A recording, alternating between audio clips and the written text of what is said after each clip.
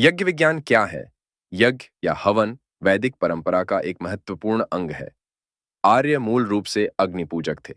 ऋग्वेद का प्रथम शब्द अग्नि है और यज्ञ अग्नि विज्ञान से रिलेटेड है, जिसके अनुसार अग्नि में जो भी वस्तु डाली जाती है वह उसे भस्म करके उसका विस्तार कर देती है और सूक्ष्म रूप से उसे ऊपरी लोकों में भेज देती है। अमेरिका के नासा वैज्ञानिकों ने भी यह स्वीकारा है कि उनके द्वारा इंटरपोलेटेड रॉकेट्स से निकलने वाली लपटों के कारण रॉकेट्स में डाली ध्वनियों की मात्रा स्वतः बढ़ जाती है, जो इस प्राचीन सत्य को प्रूफ करती है कि अग्नि उसमें डाली वस्तुओं का विस्तार करती है। अग्नि पूजा का दर्शन है प्रकृति के प्रति और अन्य देवों के प्रति जो हमारा ऋण है उसे उतारना और वातावरण को शुद्ध करना। यज्ञ की सारी प्रक्रिया के पीछे अग्नि व मंत्र दो शास्त्र निहित हैं। यज्ञ के लिए जो अग्निकुंड तैयार किए जाते हैं वे शुद्ध गणित व रेखा गणित के आधार पर होते हैं। वैदिक गणित और सुलभ सूत्रों के अनुसार प्राचीन काल में रेखा गणित की अलग अलग 10 आकृतियों वाली ईंटों का प्रयोग अग्निकुंड को बनाने में किया जाता था। ईंटों का माप यज्ञ कराने वाले व्यक्ति के शारीरिक डील-डॉल पर निर्भर करता था। रेखा गणित के सुलभ सूत्र ईसा के जन्म से 8 शताब्दी पहले के हैं। सन 1975 में केरल में एक वैदिक यज्ञ का आयोजन किया गया था, जिसमें प्राचीन मूल पद्धति का अनुसरण किया गया और 5 अलग-अलग आकार की 1000 ईंटों का प्रयोग किया गया था। इसके अलावा यज्ञ में डाली जाने वाली सामग्री जैसे तरह-तरह की जड़ी बूटियां, काले तिल, जौ, चावल, गुग्गल और गाय का शुद्ध घी सभी का वैज्ञानिक ढंग से चयन होता था। ये सभी पदार्थ जब अग्नि में स्वाहा होते हैं तो सूक्ष्म और विस्तारित होकर वायुमंडल में विलीन हो जाते हैं। अग्नि में डालने से पूर्व मंत्रोच्चारण होता है जो उन पदार्थों को परिलक्षित कर देता है, अर्थात अग्नि में डाले जाने वाले पदार्थ को सूक्ष्म रूप से किस दैविक शक्ति को भेजा जा रहा है वह बोले जाने वाले मंत्र से जाना जाता है। मंत्र के अनुसार अग्नि उस पदार्थ के सूक्ष्म रूप को निहित देव या देवी के पास पहुंचा देती है। बस यही यज्ञ का विज्ञान है। विशेष यज्ञों में हम देवताओं के मंत्रों के साथ आहुति में देवताओं की पसंद के पदार्थ भी अग्निकुंड में डालते हैं, जैसे गणेश हवन में गन्ने के टुकड़े, विष्णु हवन में दूध की खीर और पितृ हवन में काले तिल। अग्नि इन्हें जलाकर भस्म करके परिवर्तित रूप में देवताओं को पहुंचा देती है और वे प्रसन्न होकर हमें मनवांछित फल प्रदान करते हैं।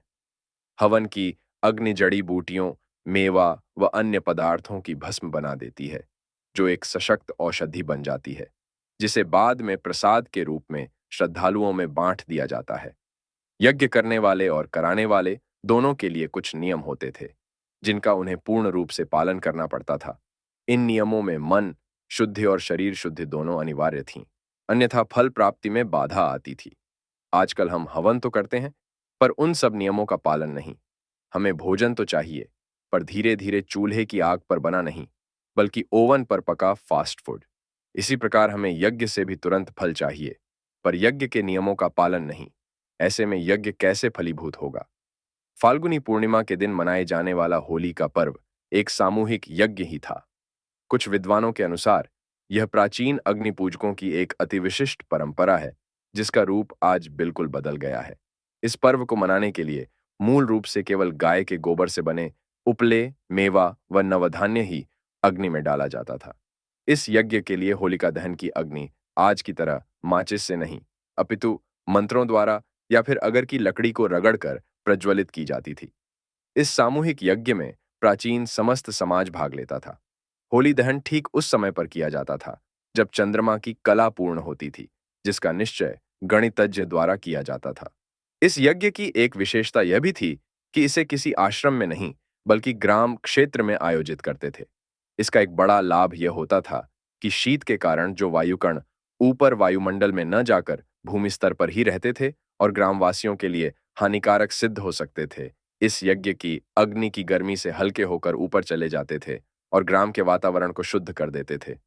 होली का जो रूप हमें आज देखने को मिलता है, यह मूल रूप में वैसा नहीं था। आजकल होली के लिए कोई भी लकड़ी, गंदे साज सामान और न जाने क्या-क्या इसमें जलाते हैं। गाय के गोबर की तो हम कल्पना भी नहीं कर सकते। गांवों में भी आज गायें कम, भैंसें ज्यादा दिखती हैं। वहां भी होली का विकृत रूप ही हमें देखने को मिलता है। सच तो यह है कि होली की अपेक्षा आज हम उन्माद वाली होली से अगले दिन को होली मानते हैं, न कि होली यज्ञ को। सरकारी छुट्टी भी दुल्हंडी की होती है, न कि होली की। शायद आज के युग की यही मांग है। अब बात करते हैं गंगा जल की। क्या आप ये बात जानते हैं कि बोतल बंद गंगा जल महीनों बाद भी दूषित क्यों नहीं होता? भगीरथ ने ब्रह्मा व शिव की उपासना कर गंगा को पृथ्वी पर अपने पूर्वजों के कल्याणार्थ उतारा था। ऐसा पुराणों में लिखा है। गंगा में स्नान करने से मनुष्य के पाप कट जाते हैं, ऐसा हिंदुओं का विश्वास है। गंगा में अस्थियां बहाने से वे शीघ्र जल तत्व में मिल जाती हैं, ये सत्य सर्वविदित है। यही नहीं, गंगा जल महीनों बोतल में बंद रखने पर भी दूषित नहीं होता, ये तथ्य अब तो वैज्ञानिक भी स्वीकारते हैं। भारतवर्ष में अनेक नदियां हैं, जैसे यमुना, गोदावरी, कृष्णा, कावेरी, सिंधु, ब्रह्मपुत्र आदि। सभी नदियों के अपने अपने उद्गम स्थल हैं और बहने का अपना अपना मार्ग, जिसे उन्होंने अपने आप अपने प्रवाह के साथ बनाया है। वेद पुराण पढ़ने के बाद हमें ऐसा कोई प्रसंग नहीं मिलता जिसमें यह वर्णन हो कि गंगा के अलावा किसी और नदी का उद्गम व मार्ग किसी व्यक्ति ने खोजा और बनाया हो। ऐसा केवल गंगा के साथ ही हुआ है। इस दृष्टि से गंगा नदी नहीं है, क्योंकि एक प्राकृतिक नदी वह होती है जो स्वयं बहे। संस्कृत में नद का अर्थ है बहना। नदी शब्द भी नद से ही बना है। पर गंगा स्वयं नहीं बही, यह बहाई गई है। इसे भगीरथ ने खोजा और फिर उसका मार्ग निश्चित किया। ऐसा संसार की किसी और नदी के साथ नहीं हुआ। परंतु गंगा की पवित्रता को देखते हुए ऐसा लगता है कि गंगा एक ऐसी विशिष्ट जलराशि है जो नदी ही नहीं, उससे भी उच्च श्रेणी की प्राकृतिक जल संपदा है, जिसे भगीरथ ने किसी विशेष प्रयोजन को ध्यान में रखते हुए खोजा होगा। कथा में आता है कि कपिल मुनि ने भगीरथ के दादा राजा सगर को कहा था कि उनके 60,000 पुत्रों का कल्याण तभी होगा जब उनकी अस्थियां पवित्र जल से बहाकर समुद्र में प्रवाहित की जाए। राजा सगर और फिर उनके पुत्र राजा दलीप, दोनों का सारा जीवन उस पवित्र जलराशि को खोजने में बीत गया, पर वे इस जलराशि को ढूंढ नहीं पाए। भगीरथ ने अपने पिता व दादा की खोज को आगे बढ़ाया। यदि प्रश्न केवल किसी भी जलराशि से पूर्वजों की अस्थियों को समुद्र में प्रवाहित करना होता, तो फिर भगीरथ को बंगदेश से गंगोत्तरी तक जाने की आवश्यकता नहीं होती। वह मार्ग में कहीं से भी किसी पर्वत श्रृंखला से किसी भी नदी को लाकर अपने पूर्वजों का तर्पण कर देते। परंतु कपिल मुनि के शाप से मुक्ति पाने के लिए भगीरथ को तो किसी विशिष्ट पवित्र जलराशि की खोज थी जो पापनाशिनी हो। अतः ऐसी पवित्र जलराशि की खोज करते करते भगीरथ गंगोत्री पहुंचे, क्योंकि मार्ग में उन्हें उनके मतलब की जलराशि कहीं नहीं मिली। इसका अर्थ यह हुआ कि गंगोत्री एक विशेष भौगोलिक महत्ता का स्थल है, जहां दैविक शक्ति प्रकृति के साथ उसे विशिष्ट बनाती है। यहां मन में एक प्रश्न यह उठता है कि गंगोत्री में ऐसा क्या दैविक है जो कहीं और नहीं है। भगीरथ जब गंगोत्री क्षेत्र में पहुंचे तो उन्होंने देखा कि वहां 24 वर्ग मील के क्षेत्र में 300 फीट ऊंचा एक हिमखंड है, जो सदियों से अचल खड़ा है। पुराणों में इसे ही गंगा को शिव की जटाओं में बंद कहा गया है। इस हिमखंड पर सतत बृहस्पति ग्रह की तरंगें गिरती रहती हैं, जो गंगोत्री की विशिष्ट भौगोलिक स्थिति के कारण है। बृहस्पति ग्रह की ये तरंगें यहाँ इस हिमखंड को पवित्र करती हैं और दैविक बनाती हैं, जिस कारण ये एक पवित्र खंड बन गया है। पुराणों में इसी बात को गंगा के स्वर्ग से अवतरित होना बताया गया है, क्योंकि बृहस्पति की दैविक तरंगें ऊपर से ही तो आती हैं। बृहस्पति ग्रह से आने वाली तरंगें विश्व में अन्यत्र किसी अन्य स्थल पर इस प्रकार नहीं गिरती। भगीरथ को ऐसे ही स्थल की खोज थी जो गंगोत्री पर पूरी हुई। भगीरथ ने उस हिमखंड के मूल से जल निकलने का मार्ग बनाया, जिसे गोमुख की संज्ञा दी गई। पुराणों में इसे ही शिव आराधना करके गंगा को शिव की जटाओं से धीरे धीरे छोड़ना कहा गया है। भगीरथ ने फिर उस जलधारा का मार्ग बनाया। मार्ग के सारे अवरोधों को हटाकर गंगा को देवप्रयाग नामक स्थल पर अलकनंदा नदी से मिला दिया और आगे का मार्ग प्रशस्त किया। इस प्रकार गंगा का अवतरण हुआ।